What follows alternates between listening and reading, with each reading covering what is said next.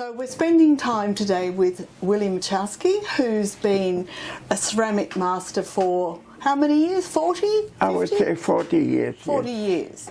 And Willi is one of the artists of Breathing Colours, and he's been with Breathing Colours for ages. And now he's one of our artists online, which is fantastic.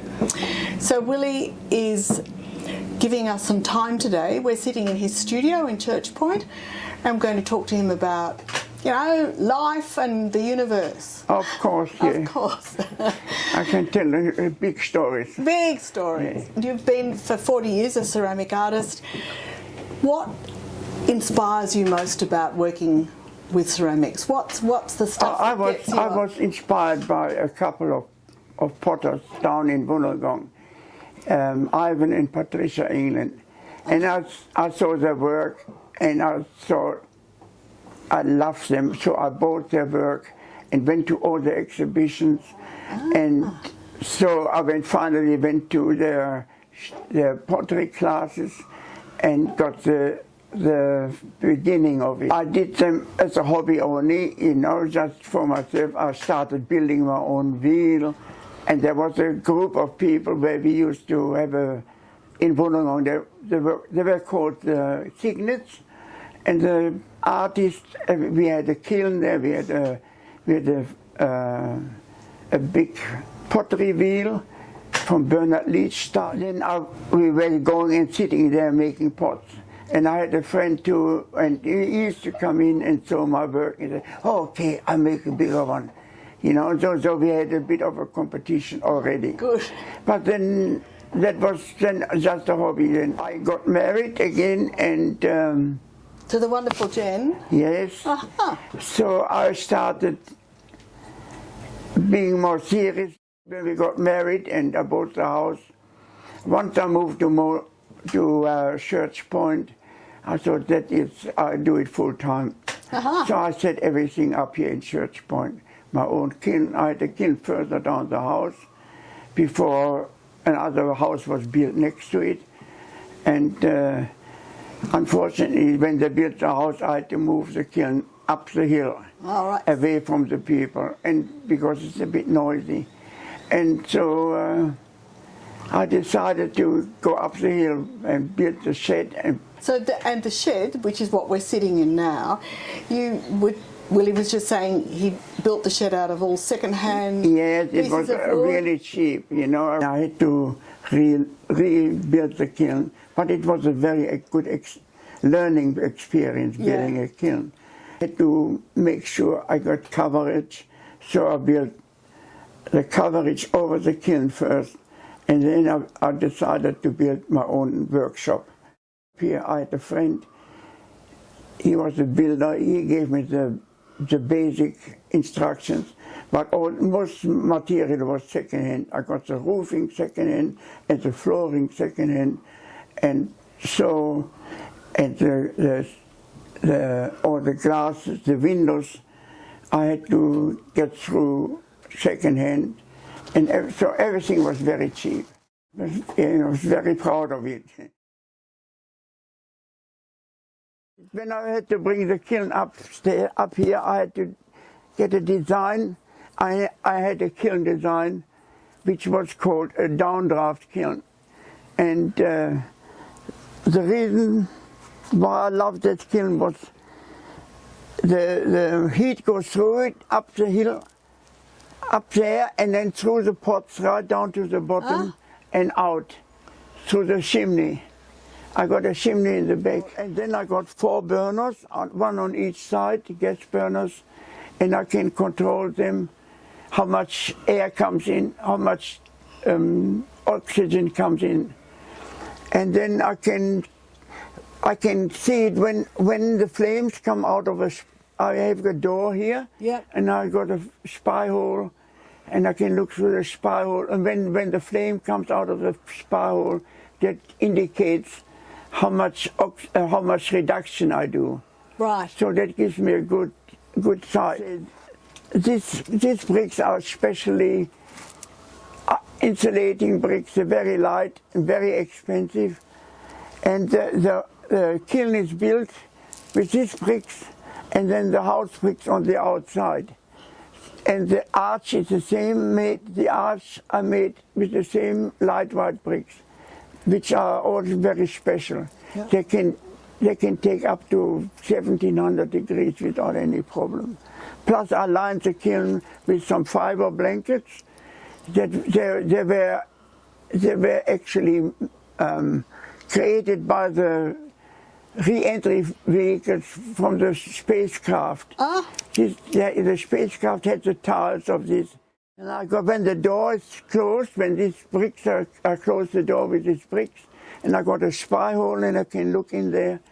And then, of course, I got the real measurement. I got the measurement for the temperatures, but the real measurement are the cones. I put in a cone, and they're all numbered. This is number 10 cone. It melts at 1300, and it should bend down. So when I look in the spy hole, the cone has bent down. I know I reached the temperature. Gotcha. And that is perfect then. All the other measurements, they are not at 100%. That is the best measurement you can ever do, when you know these cones are down. I always was very, very sparse on my style. That was the influence, my Scandinavian influence and the Japanese influence was there. The Scandinavian influence was first because I came from Germany, so we had all the simple things like Bauhaus came along, and Bauhaus was for the simple shapes. Yeah. And so I always made sure I got simple lines. It didn't matter if the function or not. That's what I was for. When I was sitting on the wheel, it was important that I got a nice flowing line without having a little bump there or something that could irritate your eyes. And once the shape was the next thing was, of course, the decoration. Decoration, you can do either decorate underneath and put a glaze on top, or you can decorate with your glazes. So I always liked the effect of a nice good glaze that gave me the right colors. And they gave me the colors when I actually mix them on top of each other. So I get different effects again, which was very interesting. And every time you open the kiln, it a very interesting effect.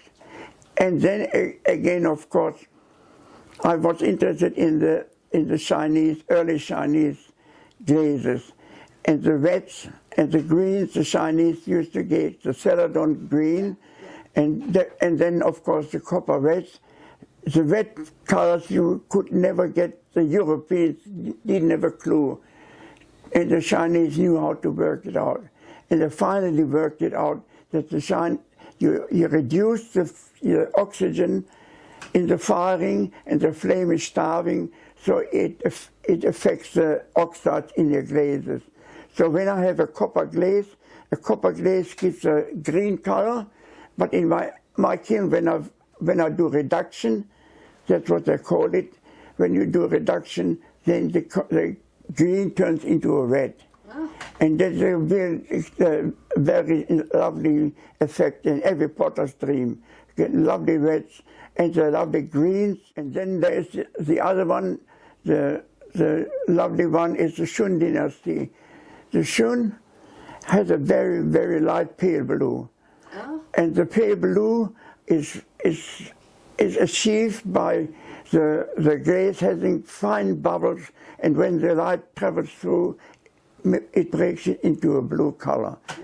So it's very special. The challenge with getting these reduction firings, it was very interesting. You have to know when you start, stops the oxygen going too much. You have to regulate it at what temperature you go. And I usually go to stoneware temperature up to 1300 degrees. And so I start reduction about 800, 900, and then go up to 1300 degrees.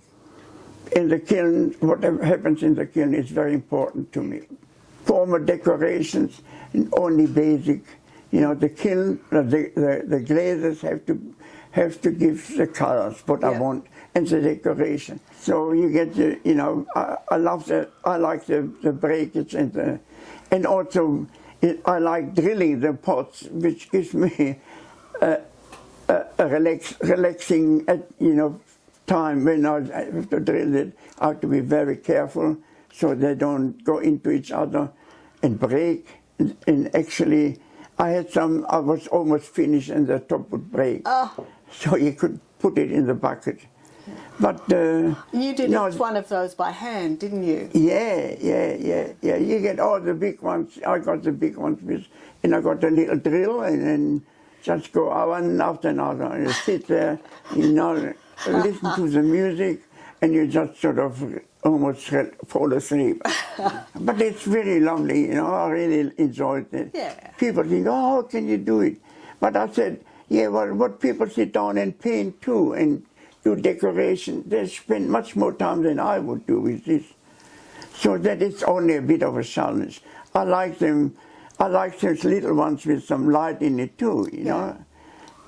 Candles or whatever, I made them too. Yeah. You gave me one for my 60th birthday. Probably. All this, you have to already see it in your head when you glaze them, because they all just look different. You were saying earlier that you focus on sculptural works. You don't focus on domestic pottery for the kitchen. You're really into sculpture. If I would have been smart, I could have made a lot of money by doing something very commercial. Sure. But in my style, I like people liking my work as they are, what I made. And so that's why I said, you know, if I had people, I went on a market stand, I had people coming past and they say, oh, that looks wonderful. But what do you do with them? When he put work in Breathing Colours, some of the staff wanted to use them as pots, you know, to put pens in or something like that. Yeah. And Willi was always saying, no, it stands on its own. It's not to display something else. Absolutely, that's always was my way of thinking and my philosophy about pottery. But unfortunately, as I said, you know, it's like with any art form or what. If you want to make money, you have to do something that's more people can reuse. This is one of your favourite shapes, isn't it? Well, I like using a very, very neck, very thin. It's more like a rebellious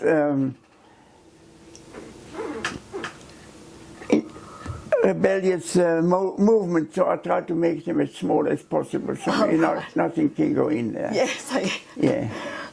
So it stands on its own. Absolutely, that's what I really worked on. It's a basic pot first, and the basic top, and then the faces. I got a mold where I can press the faces, so I get the mask. And then, of course, I have to join all this, and then I decorate it. I can make the hair, whatever I want to do with this, you know, work on it a bit. And just have to be very careful. Nothing will crack. Yes, Like this one here, That one's cracked. Yeah. But as I said, you know, that one could be a functional piece. You could put things in here or grow plants or whatever. But I like them as they are. Yeah. I taught for 25 years in Mossman Evening College. It was very exciting. I met people that came out of from all different professions. I had doctors there, and I had teachers there, I had nurses, and I had a judge there. Yeah. And actually the judge later on, I befriended her, and she comes and we're still friends. Good. And she said, Willi, after I came to my pottery class, my life changed. which was fantastic to hear, you know, from a person. Yeah, She absolutely. was in such a job, and then pottery broke it, gave her freedom, Yeah. what she wanted to do. And there were a lot of people like that. I had a lot of people coming back, told me that, which was fantastic. Now I really enjoyed it. I had 3 classes running, 3 full classes a week running. Unfortunately, I think the evening college didn't get any more support from the government. You know, they had to work out on their own, which was very hard.